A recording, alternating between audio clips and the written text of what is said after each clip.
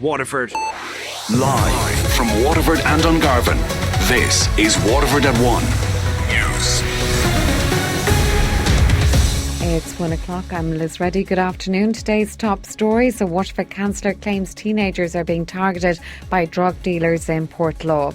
A car and two houses in Waterford City were badly damaged by an alleged arson attack over the weekend. The UK is heading for a Christmas general election. And in sport, Waterford FC will play in the Under-19 European Champions League next season. A local councillor says the jump in drug offences in Portlaw, which rose from 11 2 years ago to 87, is down to a number of reasons, including the ATN Festival. The figures acquired by the Irish Times was part of an analysis of drug crimes recorded in each Garda station in the country, which showed that the biggest increases in recording drug crime are outside Dublin. Sinn Féin's Declan Clune is the chairman of Waterford's Joint Policing Committee. Number one is the All Together Now Festival, which has been in Portlaw for the last 2 years. We'll be third year next year, and if you're going to have upwards on 20,000 people in one location, there is going to be a certain amount of drug activity, and the Gardaí were very, very noticeably present at those events. There's no doubt about it, that had a huge impact. Declan Clune claims teenagers are being targeted by dealers in Portlaw. There is a small drug issue there. There is a small number of individuals who do seem to be dealing, I suppose what you term as hard drugs. Now, they seem to be targeting some of the younger members, young teenagers and that in the community. We all know who they are. I'm sure the Gardaí are fully aware who they are. That is going to be a factor as well. And obviously there is an increased Garda presence generally in the area, and just acknowledge that from the Gardaí, which is also helping in the detection of drug crime. The owner of a house in Waterford City, which was badly damaged when a car was set on fire in the early hours of Sunday morning, says she's thankful that no one was injured. Sharon Flynn lives in another house nearby in the Mount Sion Avenue area of Waterford City, where she says residents are very concerned about a number of arson attacks over the last few weeks.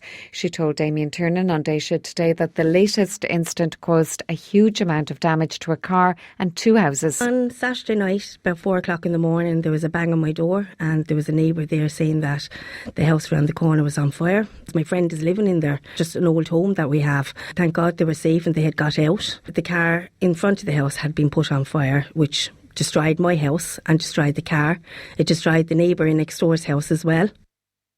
She says there have been other incidents over the last few weeks. And in next door there is a girl which is on holidays, and she looks after her sister, which is special needs. And there was a carer looking after this girl with special needs, and her car melted as well. People had to get out over the roofs, out over the gardens to get out of the houses they did. Somebody could have been really badly hurt. Is somebody in the area? There's wheelie bins constantly being put on fire. Whoever's doing it, they don't care who's living in the house. The house is destroyed. I can't go near it. The walls and all have melted behind the insulation, and they think the structure of the house is damaged as well. The UK is heading for a Christmas general election. The British Labour Party has decided to back a motion to go to the polls. Our political correspondent Sean Defoe has more. Having had his third bid for a general election defeated last night, it now looks as though Boris Johnson will get his Christmas wish after an about-face from Labour leader Jeremy Corbyn. We always said we wanted an election. We do want an election, but we wanted no deal to be taken off the table. We've now had confirmation from all 28 EU member states that no deal is off the table. So we're going to go out there with the biggest campaign this party has ever mounted. It looks likely to be an election on December 12th, though there's still some contention about the date. After the SNP and the Liberal Democrats came out to back election calls, Labour fell in behind them. Brexit's likely to dominate what could be a highly divisive campaign. Boris Johnson seems to have a clear advantage over Labour in the polls, but so did Theresa May in 2017, an election which lost her the parliamentary majority. The House of Commons is voting from around 7 p.m. this evening to confirm an election in the UK. The sentence hearing of two boys convicted of Anna Creashiel's murder is underway. One of them was also convicted of violently sexually assaulting the 14-year-old schoolgirl in a derelict farmhouse in Dublin on May 14th last year. Our courts correspondent Frank Rainey has the latest from the Central Criminal Court. Boy A and Boy B returned to the courtroom today for their sentence hearing. Boy A sat in between his parents on a bench behind the lawyers in the body of the court. Boy B sat with his mother and another family member directly behind him. His father is not present today. Anna Creagel's parents, Geraldine and Patrick, have also returned to court.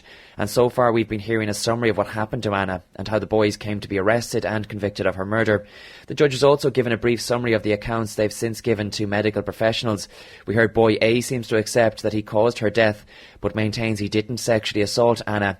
Boy B, meanwhile, maintains his position that he didn't have any part at all in what happened. A victim impact statement on behalf of the Creagels is also expected to be read out this afternoon. Frank Rainey, the Central Criminal Court. Waterford Council has been told it needs to do more to let the public know when a storm warning has been downgraded. A severe weather alert was issued as Storm Lorenzo approached Waterford earlier this month. However, the alert was downgraded before it hit. City Councillor Eamon Quinlan says the council didn't have the same urgency to let people know the storm was no longer as serious. To what extent are we at the mercy of Met Éireann in relation to some of the storm warnings? While no one here would ever downplay the potential dangers or risks that are had to the public, I noticed that Waterford was downgraded approximately the day before Storm Lorenzo was to hit, and while there was a lot of talk and a lot of press releases asking people to take care, when the storm diverted away, there wasn't the same urgency to let people know that it had been downgraded in relation to Waterford. Director of Environment for Waterford Council is Fergus Galvin. Up to close of business on the Thursday evening, when Storm Lorenzo was due to hit, we were still in the yellow warning area at 5 o'clock that evening. And we were still expecting, based on the forecast that we received, we're still expecting wind gusts in excess of 100 kilometres an hour that evening and later on that night. The fact that they didn't transpire, we were lucky in some respects, but that was not our call to make. The Health Minister says he'll meet the group who are fundraising to build a new Sacred Heart Centre in Waterford City. The unit on Ladies Lane supports families of children who have varying degrees of intellectual and physical disabilities. It was built in 1974, and Touching Hearts, the organisation established to support the building of the new centre, says it's not fit for purpose. Waterford Senator Puddy Coffey brought the issue up with Simon Harris during a discussion in the Shannon. They urgently need a new facility. But the good news is that there's a great charitable organisation called Touching Hearts who are very active on the ground, campaigning, but not just campaigning, they're fundraising as well, and they're putting their money where their mouth is to build a new facility. They're working along with the HSE and their objective is to build a new facility on the grounds of St Orphan's Hospital, which is next to the new primary care centre. The business plan has been done, Minister, the groundwork has been done, but now we just need to see it included in the 2020 capital plan. These people deserve and need help. Minister Harris says he plans to meet Touching Hearts organisation. In relation to the issue of the Touching Hearts facility for children with physical and intellectual disabilities that Senator Coffey raised with me, I'd be very happy to meet that group with the Senator and see if we can progress it. I'm very much in admiration of the work that they're doing in terms of funding for a new facility on the grounds of St Ottom's Hospital, and I'd be delighted to maybe convene a meeting for the Senator with that group in the coming weeks and see if we can work together on it. WLR Sport. Waterford FC were crowned under-19 All-Ireland League champions after beating Galway 3-1 in Terryland Park last night. They'll now play in the under-19 European Championship League next season. Man of the match Alex Phelan, who scored twice for the Blues, was delighted with the result. It's just absolutely brilliant to come out at the end of a tough season with the trophy behind us. It's just credit to the lads. I think it's a well-deserved trophy for us this year. Blues captain Dean Beresford was presented with the cup following the full-time whistle. The majority of the squad will be eligible to play in the European Champions League next season. Alex Phelan says football is always his priority. I grew up in Waterford City playing football since I'm very young. I would have probably set everything aside for football growing up. Work, even football, was always number one priority. I've always made time for it. I've even came out of jobs for football, and it's just been everything growing up really. Robbie Brady is expected to return to the Republic of Ireland squad when manager Mick McCarthy reveals his selection for the must-win Euro 2020 qualifier against Denmark next month. Injury has caused Brady to miss Ireland's last 4 games, but he's played in Burnley last 2 matches in the Premier League. Ireland under-21 star Troy Parrott could also be included with a view to the teenager winning his first senior cap in the friendly against New Zealand. Mount Juliet is set to host golf's Dubai Duty-Free Irish Open for the first time in 25 years. It's been confirmed that the Jack Nicklaus designed Kilkenny course will be the venue for the tournament in 2020. 6 boxers from the St Saviour's Waterford Crystal Boxing Club are celebrating a massive win in Europe. They won the Eindhoven Box Cup, which is one of the most prestigious tournaments in amateur boxing.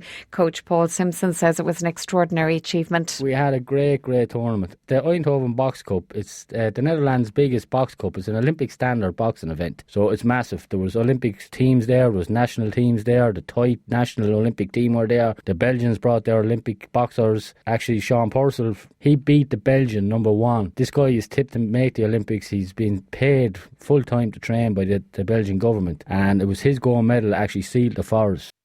And that's the latest on WLR. Our next bulletin is at 2.